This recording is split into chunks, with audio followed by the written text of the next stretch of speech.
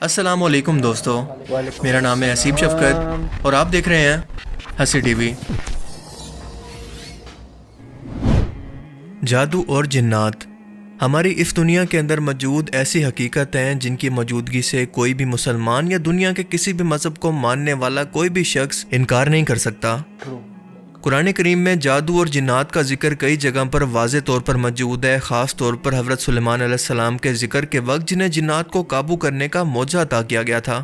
یہ دونوں چیزیں یعنی جادو اور جنات ایک دوسرے سے جڑی ہیں، کیونکہ جادو دراصل خبیث یا شیطانی جنات کو قابو کر کے ان سے کام کروانے کا نام ہے، جو کسی شرط یا فائدے کے بدلے انسان کی مدد کرتے ہیں، اور یہ شرائط انتہائی غلیظ اور کفر پر مبنی ہوتی ہیں جنہیں یہاں پر بیان کرنا بھی ممکن نہیں۔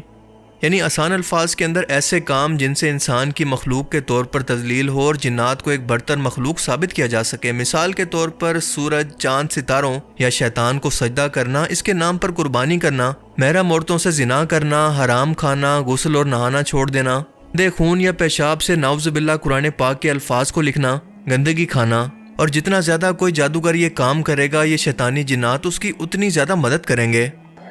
اور اس کا ثبوت ہمیں قرآن پاک کے اندر کچھ اس طرح سے ملتا ہے کہ سورہ الشورى کے اندر اللہ پاک فرماتا ہے کہ کیا میں تمہیں بتاؤں کہ شیطان کس پر اترتے ہیں؟ وہ ہر ایک جھوٹے گناہ گار پر اترتے ہیں اور انہیں سنی سنائی باتیں پہنچاتے ہیں، اور ان میں سے اکثر جھوٹے ہیں۔ یاد رہے کہ یہ مدد ہر جنات نہیں کرتے، کیونکہ ان کے اندر بھی نیک اور خبیث جنات موجود ہیں، جن کا ذکر سورہ الجن کے اندر موجود ہے کہ ان کے اندر اچھے جنات بھی ہوتے ہیں یا نیک جنات، اور شیطانی جنات بھی۔ جادو کا لفظ اردو زبان کے اندر استعمال ہوتا ہے، کیونکہ عربی زبان کے اندر اس کے لیے سحر کا لفظ استعمال کیا جاتا ہے، جس کے معنی ہے حقیقت کو پھیر دینا یا دھوکہ دینا، جو کہ بس نظروں کا دھوکہ ہوتا ہے، کیونکہ حقیقت کے اندر کچھ بھی نہیں بدلتا، جبکہ اس کے الٹ معجزے کے اندر حقیقت کو بالکل بدل دیا جاتا ہے۔ جادو میں تعویذ، گنڈوں اور مخصوص کفریہ کلمات پڑھ کر ایک ایسا عمل کیا جاتا ہے جس کی وجہ سے کسی شخص کا جسم، دل و دماغ اسے چھوئے بغیر متاثر ہو جاتے ہیں، جس کی وجہ سے کوئی بھی شخص بیمار ہو سکتا ہے، نامرد بن سکتا ہے، میاں بیوی کے اندر جدائی بھی ڈلوائی جا سکتی ہے اور نفرت بھی، اور یہاں تک کہ اس کا قتل بھی ممکن ہے، کیونکہ ڈائریکٹلی شیطان تو آپ کو نقصان نہیں پہنچا سکتے، بلکہ آپ کے دماغ کے اندر سوسائیڈل تھاٹس یا نا امیدی پیدا کر کے خود آپ کو آپ کے قتل کی طرف اکساتے ہیں۔ صحیح احادیث کے اندر آتا ہے کہ خود رسول پاک صلی اللہ علیہ وآلہ وسلم پر بھی جادو ہو گیا تھا، کیونکہ ایک یہودی لبید بن عاصم نے رسول اللہ صلی اللہ علیہ وآلہ وسلم پر باقاعدہ طور پر جادو کیا تھا، جس کا اثر کچھ ایسے ہوا کہ جب بھی آپ صلی اللہ علیہ وآلہ وسلم سوچتے کہ میں نے یہ کام کر لیا ہے، لیکن حقیقت میں آپ نے وہ کام نہیں کیا ہوتا تھا۔ یہاں تک کہ دو فرشتوں جبرائیل علیہ السلام اور میکائیل علیہ السلام نے آپ کو آ کر بتایا کہ لبید بن عاصم ملعون نے کنگھے اور سر کے بالوں پر جادو کر کے انہیں کنویں کے اندر رکھا ہوا تھا، اور اس جادو کے اثر کی وجہ سے اس کنویں کا پانی بالکل مہندی کے پانی کی طرح سرخ ہو گیا تھا۔ آپ صلی اللہ علیہ وآلہ وسلم اپنے صحابہ کے ساتھ اس کنویں پر گئے اور ان چیزوں کو نکال کر زمین کے اندر دفن کر دیا۔ یہاں تک کہ آپ صلی اللہ علیہ وآلہ وسلم نے اس واقعے کا ذکر باقی لوگوں سے بھی نہ کیا، تاکہ یہ باقی لوگوں کے اندر گناہ کے طور پر پھیل نہ سکے، یعنی لوگ ایک دوسرے پر جادو کروانے کے لیے موٹیویٹ نہ ہو سکیں۔ صحیح حدیث میں حضرت ابو ہریرہ سے مروی ہے کہ آپ صلی اللہ علیہ وآلہ وسلم نے فرمایا کہ 7 ہلاک کر دینے والی چیزوں سے بچو، جن میں سے ایک ہے جادو کروانا، کیونکہ یہ شرک ہے۔ جنات کی کئی اقسام ہیں، جن میں کئی طاقتور، کئی کمزور، کئی اڑنے والے تو کئی زمین پر، جبکہ کئی ویرانوں کے اندر جگہوں پر رہنے والے ہیں، اور کچھ ایسے ہیں کہ جنہیں اللہ نے شکلیں بدلنے تک کی صلاحیت دی ہوئی ہے۔ وہ سانپ، بچھو، گدھے، گھوڑے، کتے اور پرندوں تک کی شکل کے اندر آ کر عام انسانوں کو نظر آ سکتے ہیں۔ یہ تبدیلی کیسی ہوتی ہے، اس کا قرآن و حدیث کے اندر کوئی ذکر موجود نہیں ہے، سوائے اس بات کے کہ نبی پاک صلی اللہ علیہ وآلہ وسلم نے فرمایا کہ شیطانی جنات ہر ایک شخص کی شکل کے اندر خواب میں آ سکتے ہیں، سوائے میرے چہرہ مبارک کے۔ غلیظ شیطانی جنات ہر اس جگہ پر پائے جاتے ہیں جہاں پر کوئی گناہ اور شرک ہو رہا ہو، یہاں تک کہ آپ کے گھر کے ٹوائلٹ کے اندر بھی جہاں پر گندگی موجود ہو تو وہاں پر یہ سب سے زیادہ پائے جاتے ہیں۔ اسی لیے وہاں بیٹھ کر نا امیدی کے اندر رونے سے بھی منع کیا گیا ہے، کیونکہ اس دوران یہ شیطانی جنات آپ کے جسم کے اندر داخل ہو جاتے ہیں، یا پھر آپ یہ کہہ سکتے ہیں کہ اس حالت کے اندر آپ کے جسم کی کیفیت یا فریکوینسی ان کے لیے سب سے آئیڈیل یا بہترین ہوتی ہے، یا پھر غصے کی حالت میں یا پھر بے حیائی کے وقت یہ سب سے زیادہ آپ کے جسم پر جلدی حملہ کرتے ہیں اور آپ پر اٹیک کر کے آپ کے دماغ پر قابض ہو جاتے ہیں۔ اس کے بعد یہ آپ سے مزید گناہ کروا کر آپ کو اس کا عادی بنا دیتے ہیں، یہاں تک کہ جب تک آپ ان گناہوں سے توبہ نہ کر لیں۔ یہ وہ جادو ہے جو کہ آپ انجانے کے اندر خود اپنے اوپر کرواتے ہیں، لیکن آپ کو اس کی خبر تک نہیں ہوتی۔ یعنی کہ یہ وہ جادو ہے جو کہ خود بخود ہو جاتا ہے، کوئی آپ پر نہیں کرواتا بلکہ آپ خود کرتے ہیں۔ اس جادو کو آسیب کا نام دیا جاتا ہے. یہ وہ جادو ہوتا ہے جب آپ خود جنات کو خود پر حملہ کرنے کے لیے دعوت دیتے ہیں.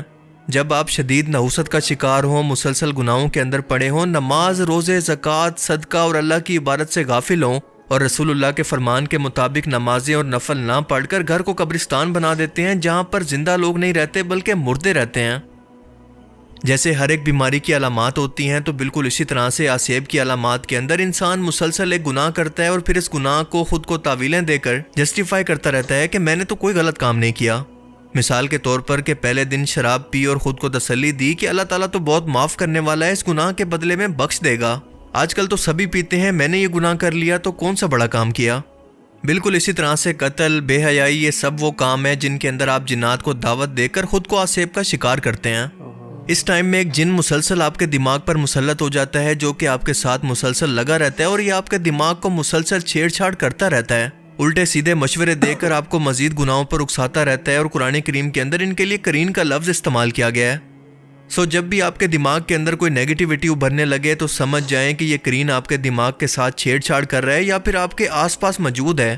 اور اگر کوئی اچھی سوچیں آپ کے دماغ میں مسلسل آ رہی ہیں تو اس کا مطلب ہے کہ کوئی ملک یعنی کوئی فرشتہ آپ کے آس پاس موجود ہے، اور آپ جانتے ہیں کہ فرشتے کبھی بھی کسی ناپاک جگہ پر نہیں اترتے. اگر کوئی قرین آپ پر مسلط ہے تو اس وقت آپ اپنے سر کے اندر درد محسوس کریں گے، الرجی یا خوف محسوس کریں گے، آپ کی یادداشت کافی کمزور ہونے لگے گی، ہر وقت آپ کو برے خیالات اور خواب آنے لگیں گے. یہ سب سے پہلے آپ کو نا امیدی اور مایوسی کے اندر ڈالے گا، اور یہ نا امیدی اور مایوسی آپ کے دل کا کچھ یہ حال کرے گی. سب سے زیادہ مایوسی نجومی یا پامسٹ آپ کے دلوں کے اندر ڈالتے ہیں. اگر وہ آپ کا ہاتھ دیکھ کر شیطانوں کی مدد سے کچھ پیشن گوئی کرتے ہیں تو اسی غم یا تکلیف کا سن کر ہی آپ کی باقی زندگی مایوسی اور نا امیدی میں گزر کر آپ اس دنیا کو چھوڑ کر چلے جاتے ہیں. ان پیشن گوئیوں کو سن کر آپ اپنی باقی زندگی کو جی نہیں پائیں گے. اسی لیے اللہ کے رسول صلی اللہ علیہ وسلم نے ہاتھ دکھانے والے یعنی نجومیوں، کاہنوں، جادوگروں کے پاس جانے سے یوں منع فرمایا کہ جو بھی شخص ان کے پاس گیا اس نے اس چیز کا انکار کیا جو کہ محمد صلی اللہ علیہ وسلم پر نازل ہوئی. اب اس آسیب سے نکلنے کا طریقہ انتہائی آسان ہے. توبہ کرنا، اللہ کا ذکر کرنا، قرآن پاک کی تلاوت کرنا، صدقہ کرنا، نمازوں کی پابندی اور اللہ تعالیٰ پہ یقین. جیسا کہ اللہ تعالیٰ قرآن پاک کی سورہ النحل کے اندر فرماتا ہے کہ جب قرآن پڑھنے لگو تو شیطان مردود سے اللہ کی پناہ طلب کیا کرو. اس آسیب کا علاج کسی عامل، نجومی یا جادوگر کے پاس بالکل نہیں ہے بلکہ صرف اور صرف آپ کے پاس ہے. بس آپ کو ذکر اور عبادات کی پابندی کرنی ہے، تب کہیں جا کر مشکل سے یہ جنات آپ کا پیچھا چھوڑیں گے، کیونکہ اس کے اندر بہت ٹائم لگ سکتا ہے. لیکن اس کے بعد کوئی بھی آسیب، کوئی بھی جادو، کوئی بھی نظر بد آپ پر کبھی بھی اثر نہیں کر سکتی، اور یہ اللہ کا وعدہ ہے جو کہ سب سے طاقتور اور قادر ہے. اس سلسلے میں سب سے بہترین دعا سورہ المومنون کے اندر موجود ہے، جس کا ترجمہ ہے کہ اے اللہ، میں شیطان کے وسوسوں سے تیری پناہ چاہتا ہوں اور اس بات سے بھی کہ وہ میرے پاس آ کر مجھے تنگ کرنے کے لیے حاضر ہوں. اگر آپ یا آپ کا کوئی رشتہ دار آسیب کا شکار ہے تو اس کے ساتھ بھی اس ویڈیو کو ضرور شیئر کریں، ہو سکتا ہے کہ اس کی بھی ہیلپ ہو جائے. اللہ تعالیٰ ہمیں سمجھنے کی اور نیک عمل کرنے کی توفیق عطا فرمائے. آمین. گائز، یہ تھا ہمارا ریاکشن، اور اس طرح سے جادو ہوتا ہے اور ہمیں پتہ بھی نہیں چلتا. اس وجہ سے پاکی آدھا ایمان ہے. انسان کو پاک رہنا چاہیے، وضو میں رہنا چاہیے. انسان اگر جتنا زیادہ وضو میں ہو سکے اتنا زیادہ وضو میں رہے. میں کوشش کرتا ہوں کہ میں زیادہ سے زیادہ جتنا ہو سکے اتنا وضو میں رہوں، اور اس کے ساتھ ساتھ ہمیں ہمیشہ صدقہ خیرات کرنا چاہیے ہماری جتنی حیثیت ہے اس کے حساب سے.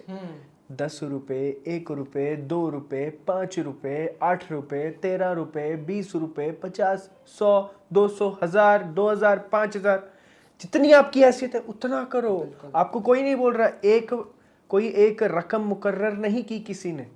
ابھی جیسے ہم مسجدوں میں جاتے ہیں، مسجدوں کا عامر بھائی ہیں جو ہمارے، وہ ہمیشہ ایک چیز دہراتے ہیں، ہے نا، کہ مسجد میں ہم جب جاتے ہیں تو ہم پنکھا یوز کرتے ہیں، ہم لائٹ یوز کرتے ہیں، جو مولوی صاحب مائک میں بول رہے ہوتے ہیں وہ یوز ہوتا ہے، میٹ پہ جس پہ ہم نماز پڑھتے ہیں وہ یوز ہو رہی ہے. ٹھیک ہے، اللہ کا گھر ہے وہ، پر اس کو بھی تو چلانا ہے نا. اور اگر ہم مسلمان سارے مل کے تھوڑا تھوڑا کر کے بھی اگر ہم وہاں پہ دان پیٹی میں نہیں ڈالیں گے، ہم مسجد کے جس مسجد میں ہم نماز پڑھ رہے ہیں وہاں پہ ہر ہفتے جب بھی ہم جاتے ہیں، ہر دن جاتے ہیں، جو بھی ہے کرایہ اس کا نہیں دیں گے تو اچھی بات ہے. کوئی مانگ نہیں رہا ہے آپ سے، یہ ہمیں خود دینا چاہیے. خود سے اپنی جتنی حیثیت ہے اتنا دو نا. میں تھوڑی زیادہ بول رہا ہوں، دینا چاہیے یار. تو اس سے صدقہ خیرات ہوگا، اس سے بھی آپ کی حفاظت ہوگی. اور اگر ہم اچھے کام, جتنے زیادہ اچھے کام کریں گے, دیکھو 5 وقت کی بندہ جو نماز پڑھتا ہے, صدقہ خیرات کرتا ہے, ساری چیزیں کرتا ہے, تو ان چیزوں سے دور رہتا ہے. لائک ہمیں ان چیزوں کے بارے میں کبھی ایسا اندیشہ بھی نہیں ہوتا کہ ہم پہ کوئی حاوی ہو رہا ہے. کیوں بھائی 5 وقت کی نماز پڑھی جا رہی ہے, تو کہاں سے کون سا جن آئے گا میرے اوپر؟ اعوذ باللہ من الشیطان الرجیم. یہاں سے نماز سٹارٹ ہوتی ہے, بھاگ جائیں گا جن بن شیطان ویطان جو بھی ہے. کہاں سے بھائی؟ پاسبل ہی نہیں ہے کہ نہیں؟ تو نماز ہم نے پڑھنی نہیں, صدقہ دینے کے لیے ہم نے رونا ہے, اور بڑے بڑے سٹیٹس لگانے ہیں واٹس ایپ پہ اور انسٹاگرام پہ, بس کہ ہم عاشق رسول ہیں, ہم یہ کر دیں گے, ہم وہ کر دیں گے. ارے بھائی اپنے لیے تو کچھ کرو. آخرت سب سے زیادہ امپورٹنٹ ہے, سب سے زیادہ. تم پہلے اپنی آخرت بناؤ, پھر اس کے بعد اللہ کا دین پھیلاؤ. یہ تمہیں کرنا ہے, یہ ضروری ہے بھیا جی. ٹھیک ہے جی, جزاک اللہ خیر, فی امان اللہ.